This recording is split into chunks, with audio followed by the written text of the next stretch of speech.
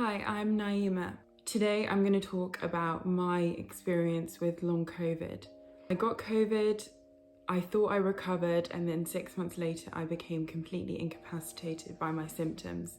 In this video, I'm going to discuss my initial infection, the lead up to my diagnosis, realizing I had long COVID, and now some solutions and things that are working in helping me get better. So my initial infection was quite mild, I would say, even though I ended up in the situation that I'm in now. It was March 2020, so before lockdowns had happened in the UK, even before we knew to wear masks. The strange thing is my symptoms were relatively mild, and I think this is what is really important to remember, is that it doesn't matter whether you have a severe or a mild case of COVID, you can be left with far-reaching and long-term symptoms. So the symptoms were headache, body soreness, fever, cough, but a slight cough, wasn't really a persistent cough as we've been describing in the media. I also had full body soreness. I spent maybe 5 days in total in bed where I was sleeping and exhausted, flu-like symptoms, I guess. And I was probably ill for 2 weeks in total before I could get back to the same level of activity. And I thought I'd made a full recovery. I was exercising quite a lot, seeing friends, working, enjoying life. I only took 2 days off at the time. Now looking back, it was clear that something was not right. And there were a few signs. So the one symptom that remained were mild chest pains, and it would be a sharp pain in the center of my chest, in my sternum, that would last for a few minutes every few days. And apart from that, I thought I was fully recovered. The rest of the time I felt almost completely fine, so I ignored it. And 3 months later, this hadn't subsided. I booked an appointment with a nurse who told me that they thought from what I was describing it was heartburn. I was pretty sure at that point that it wasn't heartburn, and I did even mention that I was pretty sure I'd been infected with COVID but hadn't had a chance to get a test. And straight away these thoughts that there could be some kind of link with COVID were dismissed, and I kind of left it because the rest of the time I felt almost normal. And then a few months after that, so we're now into the summer of 2020, I started to get a rash all over my back, and it looked like my skin was discoloring. I wasn't sure whether it was psoriasis, eczema, or some kind of fungal infection. I tried a few steroid creams that were prescribed to me by a doctor. Now I know that it's very likely that long COVID is related to an autoimmune response where your body attacks you instead of the virus. And this type of rash, I've been told by doctors, is quite typical of an autoimmune issue. And whatever I tried, this discoloration, this rash wasn't going anywhere. It wasn't that itchy, I kind of left it again. Fast forward a few more months, we're into October now, so a good 6 months after my initial infection. This is when I became completely incapacitated by my symptoms. I got back home after a yoga class and my chest felt very tight. Over 3 days, it got progressively worse until it was a sharp shooting and stabbing pain in the center of my chest. After any exertion, I would get palpitations, so my heart would be racing. And so I was bedbound by this point. And there were at least 5 nights where I was really concerned that I might not wake up. The combination of not being able to breathe with the stabbing chest pain and the fact that it was a pain that built up over the day as I got more fatigued, which meant that during the night I felt completely helpless and I didn't know what was going on. After speaking to a doctor over the phone, I then went to A&E after this wasn't subsiding after several days. It would be my first of 5 trips to A&E in as many months. Each time I did the same thing. I did an ECG, which was to check that I hadn't had a heart attack and that my heart was behaving fine. I also did an X-ray and some blood tests as well to rule out any clotting. Each time the results were the same. My heart and lungs were perfectly healthy. I was fine. And what is weird is that I always felt this mix of emotion. on the one hand, I was relieved that it wasn't anything serious, but on the other, I wanted it to be something visible that I could, tangible, that doctors could say, okay, here it is, this is why you're suffering so much. And at the time, there was nothing to do with long COVID. This didn't emerge for a good 3 months of me having these symptoms. A lot of this time, for over 3 months, I was searching helplessly for a diagnosis. And that was the hardest part. I was no closer to knowing what was wrong with me, even though I'd been dealing with these crippling symptoms for 3 months. And I was initially diagnosed with a condition called costochondritis, which is inflammation of the chest wall. And that just didn't seem right with me. By this point, I felt like it was my entire body. It wasn't just contained in the chest area. I was having nosebleeds with clots in them, I had fatigue, I had full body soreness, I had migraines, and I had the chest pains which were persisting to the point where I was lying down for maybe 90% of the day. I would work lying down. I was able to, during the more severe periods, I was only able to go to the toilet and put on clothes and shower, and that would already be so exhausting for me. And I'd noticed that the condition was cyclical in nature. I would have periods of about 5 to 10 days where I was bedbound and unable to move apart from going to the toilet.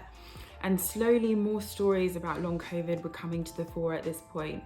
On my 4th visit to A&E, I met a really friendly doctor who said he thought there was a link between my COVID infection and these symptoms that I was experiencing. And the feeling of relief of knowing that what I had was something real, it was something, and that there was something that I could do about it, and that there were other people experiencing what I was experiencing. I felt such relief and I burst into tears. I felt like with a diagnosis, I could come closer to knowing what I could do to get better.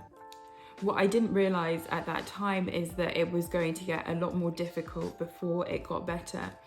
It had been over 3 months by this point since I started getting ill, and I was beginning to understand that this was going to be a much longer process than I'd thought. Prior to this point, I'd been working a full-time job. I had a side project that I was also working on, and sometimes I was working weekends as well, with a busy social life and exercising several times a week, 5 times a week maybe, and walking everywhere I could. And so what I was having to do is call in sick during the bad, more severe periods, and then I would go back to work and I would make myself sick again. And eventually I had to hand in my notice because the stress of having things up in the air and the stress of letting people down all the time and people thinking that I was unreliable got to be too much. Every time I had a good day though, I thought that was it. And it was this cyclical nature of getting better, getting worse, getting better, getting worse. Sometimes in the same day, I would experience crippling symptoms, and then I would have moments where I felt almost fine. And that was what was so disconcerting to me. And so during this phase, I was obsessively looking for a cure. And there was a big shift for me when I started to accept what was happening to me. When I started to focus not on finding this miraculous cure online or waiting for myself to snap out of it, when I suddenly started to try to manage the symptoms instead of fighting it. For a long time, I think I was fighting and trying to push through, thinking that I wasn't strong enough because I wasn't able to push through this horrible illness that no one knew even what it was or what was causing it. What I did is I pared my life back to the bare minimum, doing as little work as I could get away with. So after I'd quit my job, I was working a couple of hours a day. I stopped doing any exercise and I just rested and listened to my body. And then this is the way that I managed to find my baseline. So this is the amount of activity that you can do without worsening your symptoms. And really the hardest part of all of this is the mental health fallout of long COVID and the fact that you have to limit your lifestyle so much to a form that is completely unrecognizable. It was from one day to the next.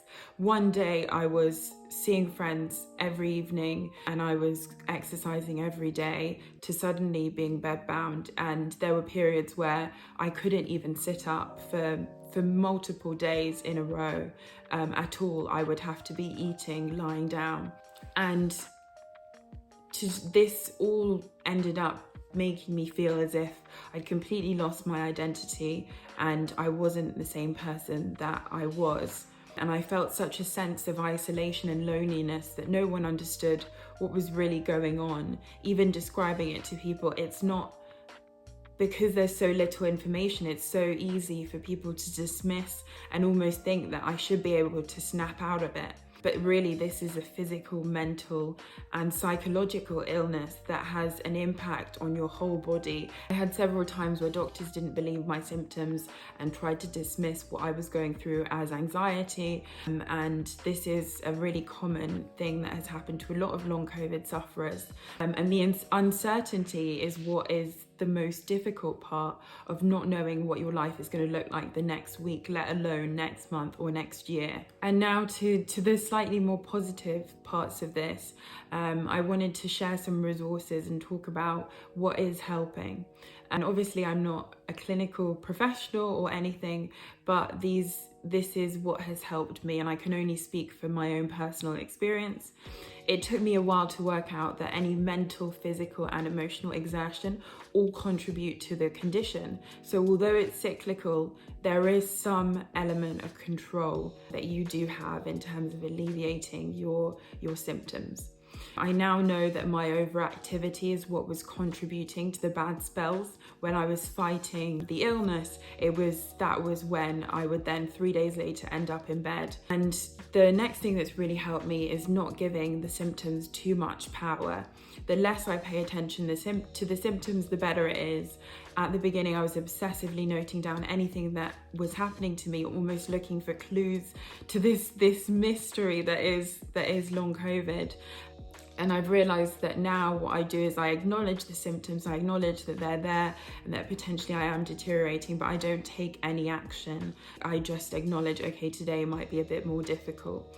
And something that's really helped me is to see myself as almost like a phone battery. And some days I wake up and I'm on 40%. And so those days, it's my job to not let myself get to zero. Those are some of the ways that I've been managing these symptoms. I found some incredible support groups. The strange thing about this illness is that there's no one in my life that I know with long COVID, and so it's something that you're navigating on your own. But these support groups have shown me that there are thousands, hundreds of thousands or millions of people that are going through very similar experiences to me at different stages in their recovery. And it's been great to see some people progressing and doing better than ever, slowly getting better.